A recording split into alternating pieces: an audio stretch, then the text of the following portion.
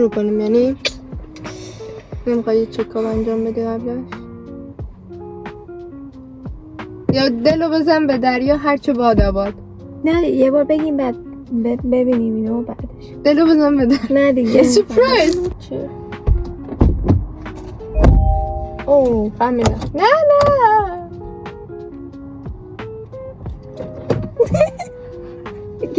دیگه کردم دیگه کار از کار گذاشت.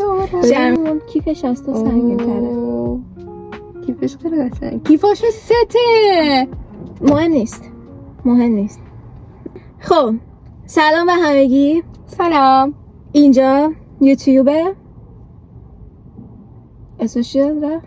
بگو دیگه. اسمش چی بود؟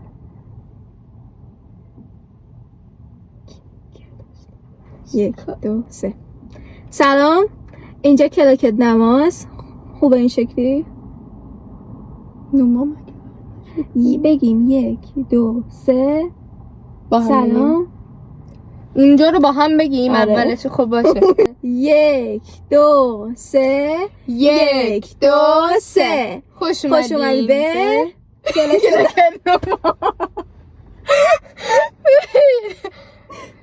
خوش اومدیم به کلاکت نوما. من سنمم.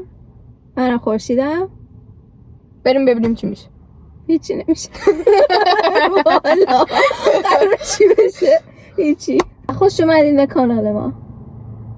خوش اومدیم به خونه ما. خوش اومدین به خونه ما. خونه هست؟ ماشین. خوش اومدیم به ماشین ما. خوش اومدین به ماشین ما. خوش گلدین. خوش گلدز. آره خوش گلدین. دوم شخص مفرد. جلدز میشه سوم شخص. نه دوم شخص جمع. حالا تو و شما. خوش گلدیز. خوش گلدیم. I don't know. هرچی. یک دو سه. خوش اومدید به کلاکت نما رو تو بگو. خب بقیه‌شو کی بگه اون موقع؟ بریم. بقیه‌ش چی؟ بعدش چی؟ من یهو پیچش من میگی من سنمم. میگم من خورشیدم. من میگم میخوای بنویسیم از روش بگی. خورشید حدوداً نه اونجاست. نه سب کن. نه من باید مدرک داشته باشم.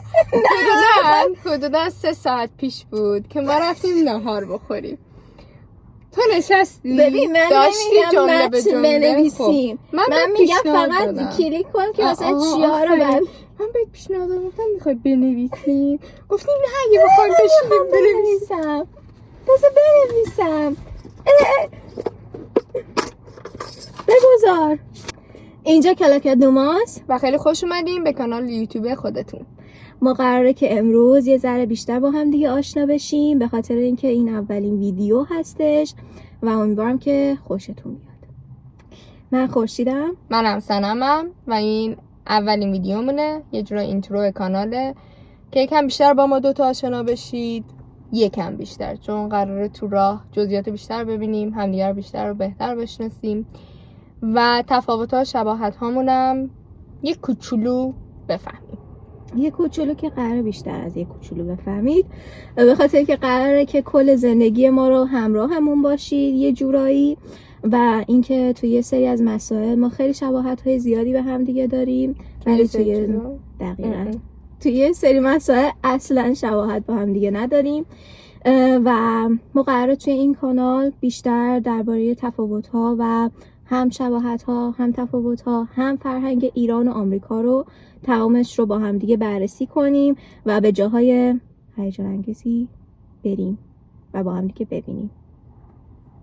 اوکی گریت. الان دونه من شروع کنم. خب همونطور که گفتم من سنمم حدوداً 3 ماه دیگه میشه 21 سالم و 1 سال و چند ماهه که مهاجرت کردم با آمریکا.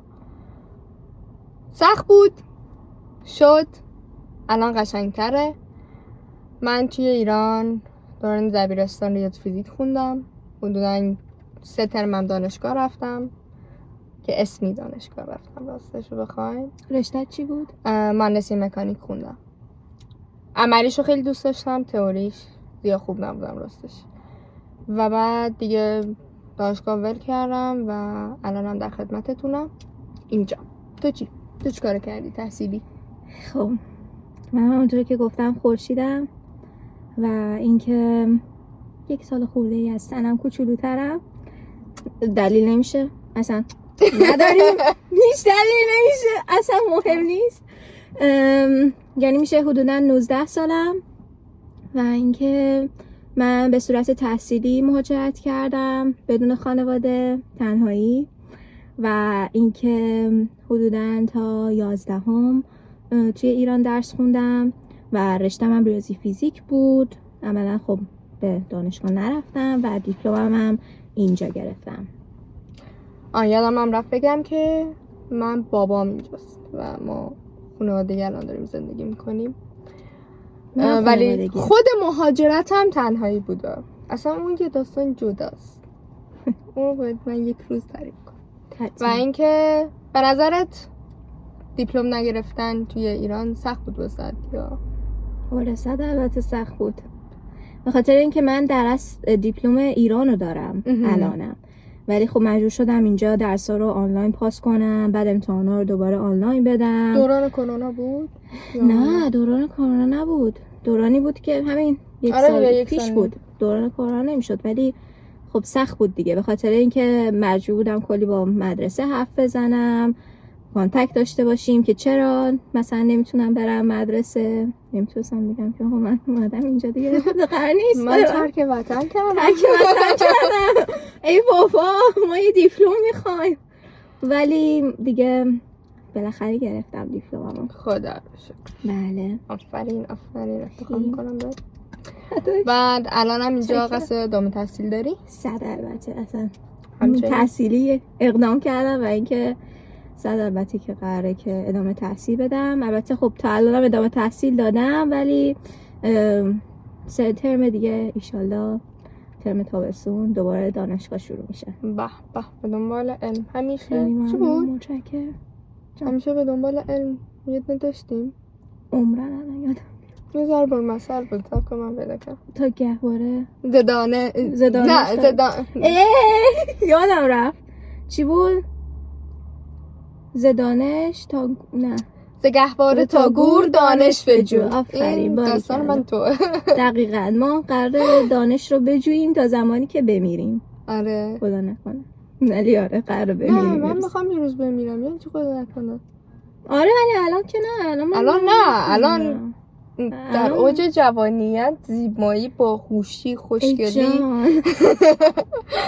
عزیزم دیگه چی سوالی داری که به نظرت نیازه که همین اول لو بدیم؟ چی میخوام؟ منم با خانواده زندگی میکنم. اینجوری نیستش که بگم تنهایی مهاجرت کردم ولی خانواده ندارم. نه، خانواده‌ام اینجا هستن ولی در اصل مامان بابام اینجا نیستن و تنهایی مهاجرت کردم به نوعی. دیگه همین سوال دیگه ای به ذهنم نمیرسه. و توی کالیفرنیا زندگی میکنیم؟ آره تو کالیفرنیا زندگی میکنیم ولی توی الی نیستیم. بیشتر ایرانی‌ها توی الی هستن ولی ما توی اورنج کانتی هستیم و توی الی نیستیم، ولی مطمئن باشید که در بلاک‌های آینده خواهید دید که ما به الی سفر میکنیم و کلی جاهای باحال الی رو بهتون معرفی میکنیم. منم اولین بارم میشه با شما میرم، چون من الی نرفتم متاسفانه. منم زیاد نرفتم، بیشتر اوقات که رفتم شب بوده. من یه بار رفتم سال پیش محسوب میشه دیگه، هالووین بود، اونم شب بود. اونم که واسه هالووین کلا به حالت جشن درش آورده بودن و همین، یعنی نرفتم الی گردی زیاد. واسه حقیقتش من یه ذره الی رو کلا میترسم، به خاطر اینکه خیلی ببین شبیه آدمای بی خانمان زیاد هست اونجا. حالا علاوه بر اون من از راهش میترسم، چون اتوبانش خیلی اولین چیزی که میخوام لو بدم اینه که خانم توی اتوبان رانندگی نمیکنه. سخته. من بعد یک سال و نیم از من بزرگتری چطوری توی اتوبان رانندگی نمیکنی و قرار من خیابون چشه؟ خیابون پشت چراغ قرمز، سرعت کنترل شده. اونجوری بعد حداقل 1 روز فکر کنم در راه باشی. نه 1 روز نیست، 3 ساعت، 2 برابرشه دقیقا.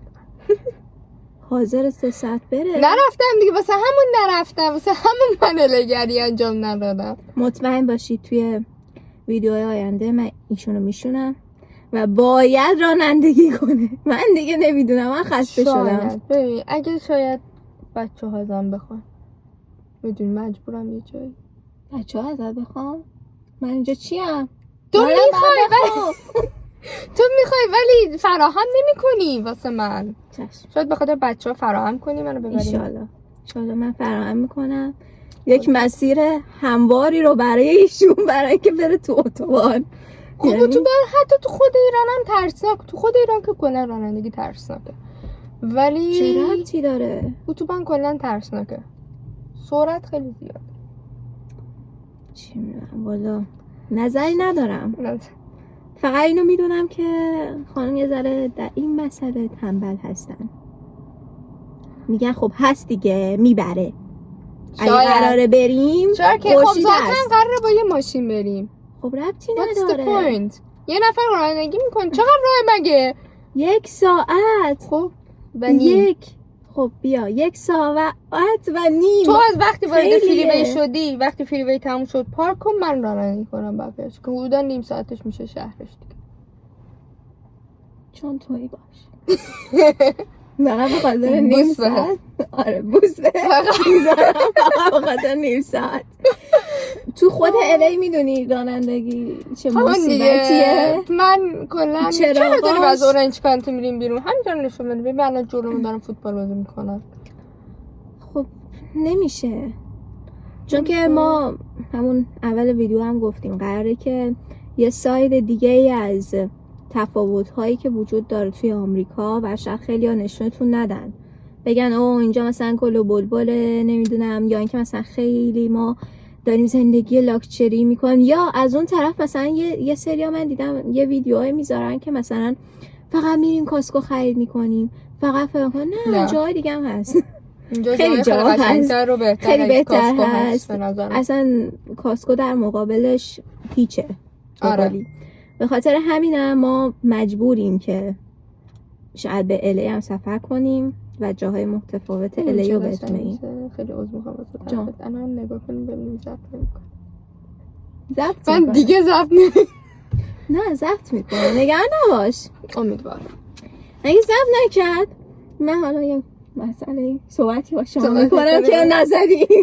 شما زدید گذاشت. شما زدی دادی به من اینجوری گذاشتم اونجا. حالا مهم نیست، حالا نگرفتم دیگه، یه بار دیگه ایشالله قسمت باشه میگیریم ویدیو رو. یه جمله که گفتی نشون میدم فقط آمریکا گل و بلبله. به نظرم آمریکا هم گل و بلبله هم مخالف گل و بلبل. چیه موقع میدونی من مثلا چیه؟ بستگی داره تو کدوم بخشش باشی. نه ببین مثلا ایرانیای اینجا، نمیخوام قضاوتی کنم ولی کلا مثلا ایرانیان نمیخوان یه سایدی رو نشون بدن که مثلا ما داریم میریم فلان کار میکنیم واسه زندگیمون، واسه ساختن زندگیمون، یا اینکه مثلا یا از اون ور بون میافتن مثلا میگن که نه ما اینجا بدبختی، نه اینجا بیچاره، همونجوری که فهم میشه ایران مثلا اینجا همینه، نمیدونم. نه، هم خوبی داره هم بدی داره، و اینکه یه سری جاهام هست که هیچکس بهش اهمیت نمیده. مثلا یه سری جاهای قدیمی اصلا شاید باب میل خیلیا نباشه که توی اینجا دارن زندگی میکنن، شاید حالا نمیدونم، امیدوارم که باب میل شماها باشه، ما قرار ویدیو بذاریم دربارش. ولی نظر من اینه که به نظرم قراره که یه ساید دیگه ای از آمریکا رو با هم دیگه ببینیم و ببینیم که واسه خودمون هم شاید تازگی داره. آره، و اینکه ببینیم ایران بهتره یا آمریکا. ببینیم هیچ کدوم. پاشو بریم اروپا. باشیم بریم اروپا نمیشه فعلا دیگه، همینجا ما هستیم. من دیگه خستم. اینتروهامون رو تو کشورهای مختلف بگیریم، میلیون ها تا اینترو بدیم بیرون.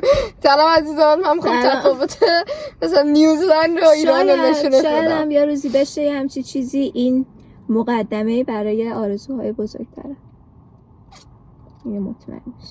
من این رو میدونم که ما اینجاییم و اینکه قراره ایران و آمریکا رو با هم مقایسه کنیم. نه، برای من شما رو با هم مقایسه کنن. حالا ما رو مقایسه کنیم متشکرم از شما هر جور که دوست داریم. دیگه چیکار کنن؟ قراره ما هم کلی تفریحات جدید انجام بدیم. آره قراره که واقعا با هم دیگه یه سری تجربه هایی رو به دست بیاریم که شاید اگه قرار نبود ویدیو بگیریم و شاید هم قرار نبود این کانال رو بزنیم در اصل تجربهش نمی کردیم با هم دیگه. شاید مثلا نمیدونم یه روزی یه موقع یه جایی شاید یه اتفاقی می افتاد، ولی الان ما خودمون رو موظف میدونیم که با هم دیگه یه سری تجربه ها رو به دست بیاریم و بریم جلو و زندگیمون از این لول به این لول ببریم. این مهمه. قلمش خیلی کوچیک بود، من زندگیم از این لول به حالا از اینجا به اینجا من پلکانی منظورم بود. من پرشی دوست دارم. نه پرشی من دوست ندارم. اصلا الان داری شروع میکنی یا پادکست بگیریم اینجا نه خیلی ممنون. خب دیگه همین پیج اینستام رو میذارم پایین، اگه دلتون خواست فالو کنید و یادتون نره سابسکرایب هم حتما بکنید که ویدیوهای بعدی بیاد. و اینکه وسط حرفت نمیدونم این ویدیو رو کی قراره ببینید، شاید اصلا یه ویدیوهای دیگه از ما ببینید بعد خوشتون بیاید مثلا حالا بخواید چیزایی که ما گفتیم اولین ویدیومون رو نگاه کنید. ولی عیدتون مبارک. آره عیدتون مبارک باشه، راستی مبارک باشه عید 404. ولی میخواستم بگم که اینو بدونید که ما قراره با هم دیگه پیشرفت کنیم. هیچ وقت اینو یادتون نره، قراره یه خانواده خیلی بزرگی رو با هم دیگه بسازیم توی آمریکا، همونجور که خب یه سری از کانالا خانواده خیلی بزرگی دارن تو کشورهای دیگه، تو ایران. ما هم قراره توی آمریکاشو با هم دیگه بسازیم. چرا که نه؟ همه چیز امکان پذیر است. همراه نه هیچ کس تنها نیست. نه کی تنهاست؟ همراه اول تنهاست. خب سخن آخر که اگه سوالی دارید یا اینکه سوالی بعداً واسهتون پیش اومد بپرسید توی کامنت های همین ویدیو و اینکه ما جوابتون رو میدیم، یا اگر لازم باشه یه ویدیوی دیگه میگیریم و بیشتر با هم دیگه آشنا میشیم. دقیقاً. یا خدافظ. خدافظ.